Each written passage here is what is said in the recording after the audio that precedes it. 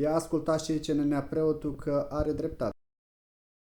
When we're considering cannabis or marijuana, we need to understand first of all that cannabis and its use is completely at odds with the Christian life. It's completely incompatible with living an orthodox Christian life. Now, there are many liberal modern groups that may disagree with this, but this is the orthodox perspective. And so for orthodox Christians, this talk really is an explanation of the spiritual harm that the person who consumes cannabis places themselves. The contemporary world, particularly in America, where many US states are now legalizing the use and sale of cannabis, the contemporary world is completely at odds with orthodox thinking about this. It's one of the examples of the way in which orthodox teaching is completely in conflict with what the world is telling us. And it's up to us to decide who we will hear. Will we listen to the world, or will we listen to the orthodox faith? If we desire God, if we desire to make any kind of spiritual progress in the spiritual life, then we must understand that cannabis, marijuana, is a barrier to any kind of spiritual progress. Now, there will be some people seeking God who now begin to say, why? Why would this be so? Many people, when they hear this, will be resistant to it because they enjoy it. They enjoy the feelings that cannabis brings to them. There may be those who, though they may say they are not physically addicted, will have a spiritual or mental addiction to it, and so they are resistant to this message. Cannabis, in fact, has been used in many non-Christian religions throughout the history of time. It's listed as one of the 5 sacred plants in the Hindu Vedas. It's often associated, I know, with Shiva, and Shiva is said by many Hindus to have used cannabis as part of the process of meditation, entering into a meditative state. And many other religions too, Zoroastrianism, some Sufis say cannabis allows them to enter into the kind of spiritual state that they are seeking. And of course many pagan, shamanistic cults and religions use cannabis as part of this process of entering into what is really an altered state of consciousness, which they believe and argue is a spiritual state. This is at odds with Orthodox Christian teaching. Why then is Orthodox Christianity opposed to cannabis? Well, in the writings of the Church Fathers, one of the main obstacles, we're told, to any kind of spiritual development is fantasy. The use of the imagination, particularly in prayer, opens us up to all kinds of deception, spiritual, demonic deception. The imagination is spiritually dangerous. It opens us up to the demonic realm, because it is at that peripheral part of the self that the demons are able to tempt us and create fantasy. And one of the main effects, of course, of cannabis is the stimulation of fantasy. So when a person uses cannabis, this encouragement of fantasy is really directly at odds with what the Church Fathers describe as a true spiritual condition. In fact, sobriety of the mind is one of the key essential components of the spiritual life.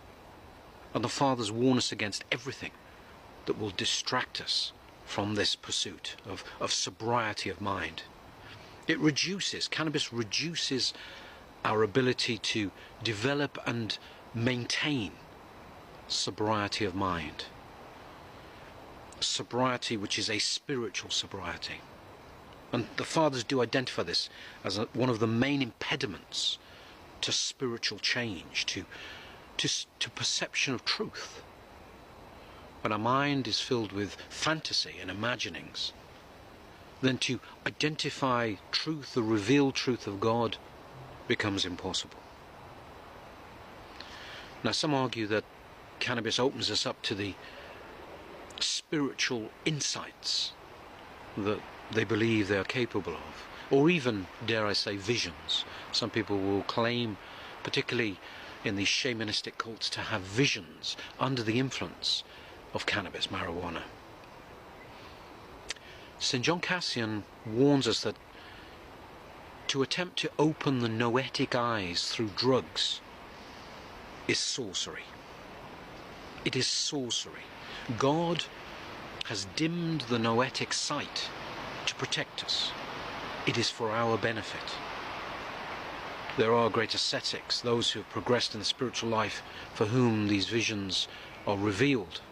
But for the majority of us, it is hugely dangerous to do anything to artificially open noetic sight. It leaves us spiritually vulnerable.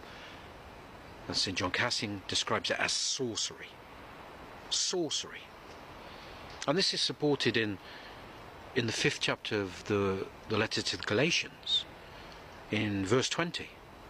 The word there that is translated in English as sorcery, the warning against sorcery, in Greek the word is pharmakia.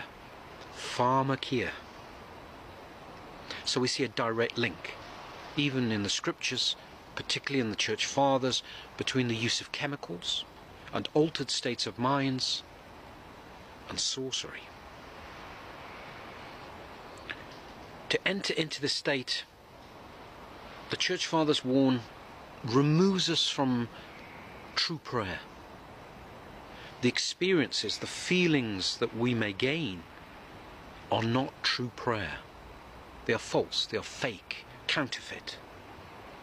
We must guard ourselves against all of this, because it is demonic deception. To enter into this state removes us from prayer and from God. It substitutes the reality of encounter with God and spiritual growth with these illusions, with feelings, with falsehood. It creates within us spiritual confusion. A spiritual confusion that can be to such a degree that the person experiencing it doesn't even recognize the confusion for what it is. This is its nature, the true nature of this confusion. The feelings, the fake experiences become, to the person who's convinced of them, the reality of spirituality. And it is deception, it is demonic deception. Of course, cannabis also has a physical impact as well as the spiritual. And of course we can't separate them completely. We are one whole person, and so when we affect ourselves physically, we are affecting ourselves spiritually. The use of cannabis, categorically, it is known that it suppresses brain activity. The function of the brain is suppressed by cannabis. The brain has been scanned. Countless cases of, in the tens of thousands of people have had brain scans, and it has been shown that cannabis ages the brain prematurely. This is not something many people realize. The number one cause of premature brain aging is schizophrenia. That can age the brain by up to 10 years prematurely.